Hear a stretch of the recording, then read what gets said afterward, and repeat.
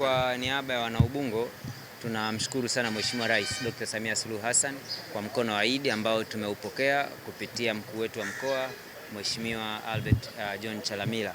Kwa kipekee kabisa tunashukuru kwa upendo wake, tunashukuru kwa kututhamini, kwa kuwafikia wananchi ambao hawana uwezo katika kipindi hiki cha sikukuu kwa kupata mahitaji, ambapo tumepokea hapa mchele, tumepokea sukari, tumepokea mafuta ya kula ya kupikia, tumepokea sabuni, lakini pia vile tumepokea tende na mbuzi ambao tutaenda kukabidhi kwenye vituo ambavyo tutaviainisha au watu ambao tumeainisha wana uhitaji. Kikubwa, hii ni ishara, tunajua ni wengi wana uhitaji, lakini kwa Mheshimiwa Rais alichokionyesha ni ishara ya nini tunapaswa kufanya, kuwashika mikono wenzetu tunaoishi nao katika maeneo yetu.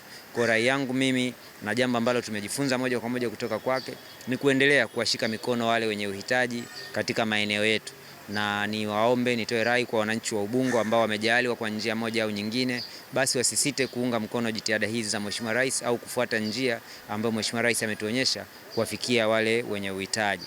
Lakini pia nitumie fursa hii kwa kuwatakia heri wale wote wanaosherehekea siku ya Eid, walioanza leo na ambao wanasherehekea kesho, na niwaombe kuchukua tahadhari zote muhimu.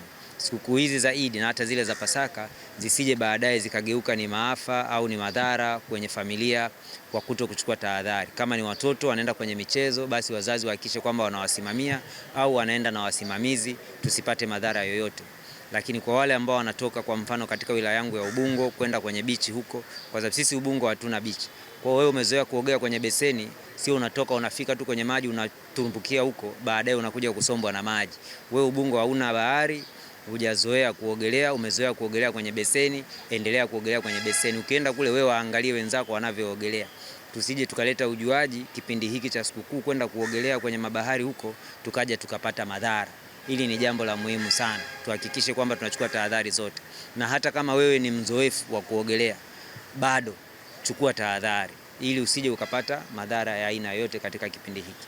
Lakini niwahakikishie wananchi wote wa wilaya ya Ubungo kwamba sherehe zetu hizi tutazisimamia ziende kwa amani, utulivu, na kila mtu aweze kusherehekea vizuri siku hii maalum kabisa kwetu sisi.